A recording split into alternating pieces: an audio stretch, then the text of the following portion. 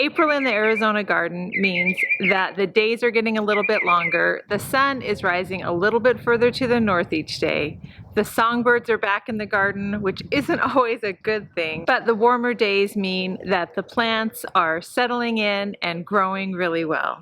In today's video, I'm going to share with you the tasks that need to be done this month, what you can plant this month, what's growing, and most importantly, what you can do to help get your garden ready for the hot summer months ahead.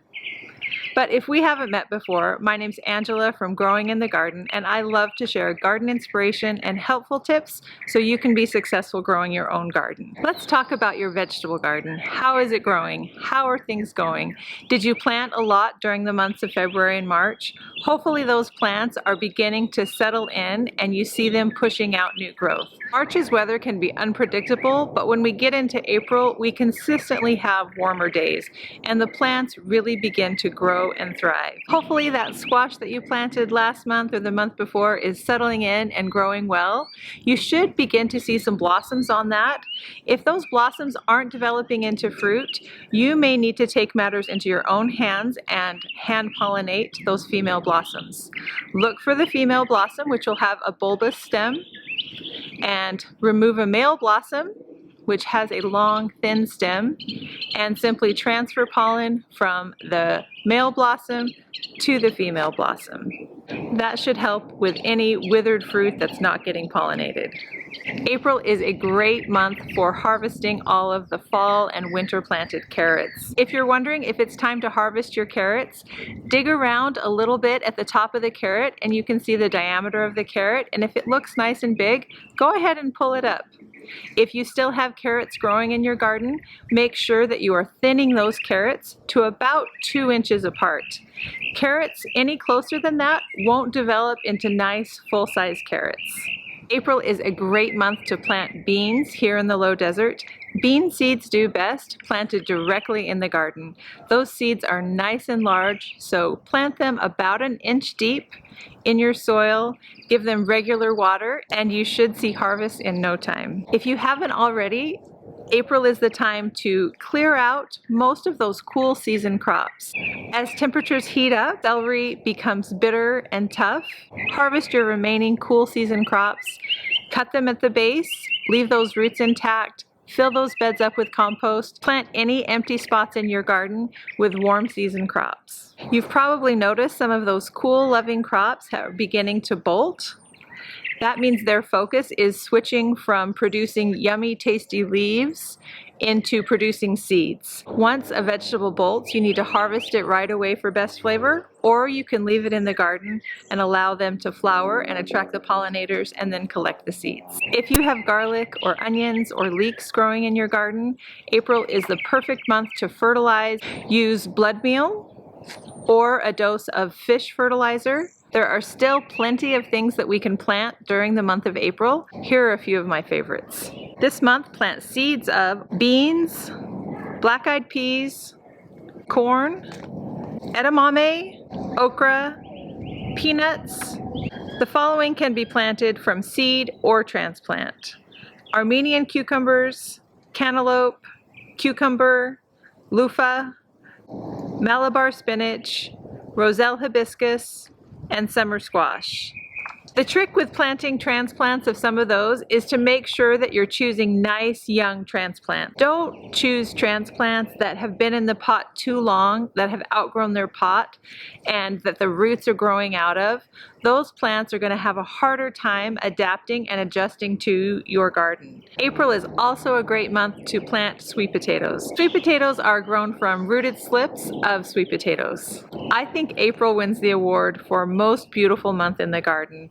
So many of the spring blooming flowers and wildflowers are really putting on a show this month. Some of my favorites that I enjoy every year are larkspur, the poppies,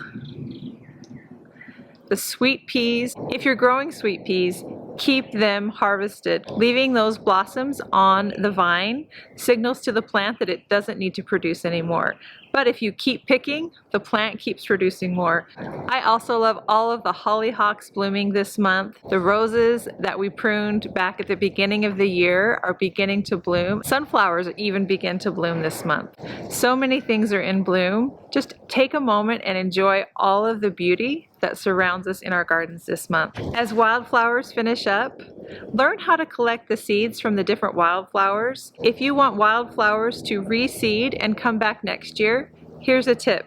Leave those last blooms of the season in place and let them develop into seeds. When it's time to pull those plants, shake out those plants, let those seeds fall in place, and more than likely, you will get wildflowers in the same spot again the next year. April is also the month when nasturtiums put on a show. Save some of those seeds and add nasturtiums in other areas of your garden. They're such a great cool season flower here in the low desert.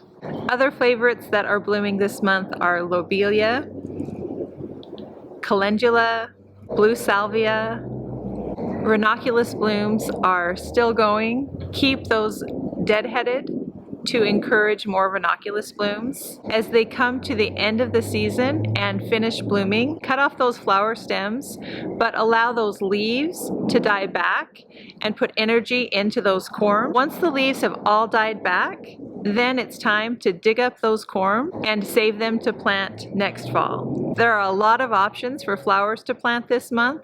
Here are a few of my favorites. Coreopsis, cosmos, dahlias, 4 o'clock, gaillardia, gazania, globe amaranth, impatiens, lisianthus, marigold, tithonia, sunflowers, vincas, and zinnias. Let's talk about what we need to do during the month of April to make the most of all the fruit and the fruit trees that you have growing in your garden. Are you growing a ruby red grapefruit? If you are, April and May are my favorite months for picking that fruit. It just gets sweeter and sweeter the longer that it's on the tree. Take advantage of all the citrus around. Don't let any of that citrus go to waste. Learn to preserve it, juice it. Juice will keep for a couple of weeks in the fridge and several months in the freezer. A beautiful part of April is all of the pomegranate blooms. They're so striking against that beautiful blue April sky. As the blossoms become fruit on your deciduous fruit trees, make sure that you are thinning that fruit so that you can have nice big fruit when it's time to harvest. You may notice a lot of blooms and small fruit dropping from your citrus. Don't be alarmed. Citrus trees put on way more blossoms than they will have fruit, and citrus trees usually self-thin. They are going to drop the blossoms and fruit that they can't support that year. You don't have to go out there and thin those citrus trees. They take care of it for you. If you have an early ripening type of peach such as early grand, they may be ready this month. Keep an eye on them so you can harvest them before the birds do. April is still a good time to plant fruit trees here in the low desert, including citrus. Get them planted as early in the month as you can so that those roots can grow and develop before the heat of the summer hits. Water your established citrus trees about once every 10 to 14 days during the month of April. Water your established fruit trees about once every 7 to 10 days during the month of April. As temperatures heat up, those water needs for your trees will increase, but always be sure to water deeply rather than shallow, frequent waterings. Passion fruit vines are blooming. Such a beautiful flower. Hopefully strawberry harvests are continuing for you this month. Strawberries can be tricky to grow here in the low desert. You want to pick a spot that's nice and shady and get them planted in the fall so that they have plenty of time to settle in before the heat of the summer. Grapes have come back to life. Hopefully you pruned those grapes earlier in the year. Water them nice and deep. If your grapevine had powdery mildew last year, spray new shoots with a water-soluble sulfur when they're about 6 inches long. Continue spraying with that same sulfur solution each week until temperatures get above 95. At that point, you want to discontinue that. Hopefully that will prevent the powdery mildew from being an issue for you this year. If you have an overabundance of grape clusters forming, it's okay to thin those clusters so you have fewer clusters of grapes with larger grapes. If you have newly planted grapes, April is the best month to fertilize those grapes. Let's talk about what to do with herbs during the month of April. You've probably noticed a lot of your cool season herbs like cilantro and dill are bolting and flowering. You may have also noticed that the ladybugs and other beneficial insects really love those plants. Don't be in too much of a hurry to pull those herbs out. Allow those herbs to flower and bring in the pollinators and beneficial insects. Speaking of beneficial insects, April is the month when you should be seeing lots of good bugs in your yard. The ladybugs, praying mantis, lacewings, all of those good bugs are here to help with the bad bugs that you may also be seeing in your garden. Learn to identify all the stages of the different types of beneficial and harmful insects. That way you know which insects you're dealing with and you're not accidentally getting rid of some of those beneficial insects. Basil is one of my favorite herbs to grow in the garden. Add it in several areas in your garden. Have some for harvesting and leave some to attract pollinators. Here's some more of my favorite herbs to add to the garden this month. Garlic chives, hyssop, lavender, lemon balm, lemongrass, mint, parsley, sage, thyme, and yarrow. If you're thinking of adding a tree or shrub to your landscape, don't wait. Get it planted early in the month so that those roots have time to grow and get established before the heat of the summer. As you're planting, always be aware of the mature size of whatever it is you're planting. Make sure wherever you're planting, you have enough room for the plant to reach mature size.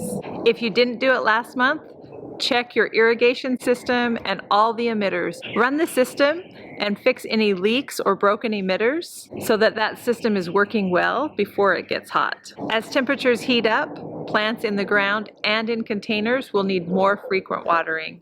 Pay attention to your plants and adjust your watering schedule as needed. If you're switching out your containers and planting new things in them, it's a great idea to replace the potting soil that was in those containers. Put that potting soil in your compost pile, maybe use it as mulch around in your garden. Empty out those pots, give them a nice scrub with water, maybe a little bit of soap, even a little bit of bleach spray. Get them nice and clean and let them air dry. Fill them all the way back up with new fresh potting soil. If it's a large container and you don't want to replace all of the soil, at least try to dig down and replace maybe the top half of that potting soil. Your plants will thank you and do better with fresh potting soil. Once your garden is planted out and those plants are growing well and your landscape and trees are cleaned up and growing well, the most important thing that you can do to prepare your garden for the hot summer months ahead is to mulch. Adding a fresh layer of mulch, 2 or 3 inches, maybe even a little bit more, helps in so many ways. Mulch helps insulate the soil and regulate the temperature. It holds in moisture, it keeps out weeds. Organic mulch adds organic matter back into the soil. Mulch is such an effective way to help your plants thrive here in the low desert of Arizona. Hopefully this video has given you a few ideas of what to plant and what to do in your garden this month. Take time and enjoy being in your garden during the month of April. It's a beautiful month. Have a wonderful month and thank you so much for watching.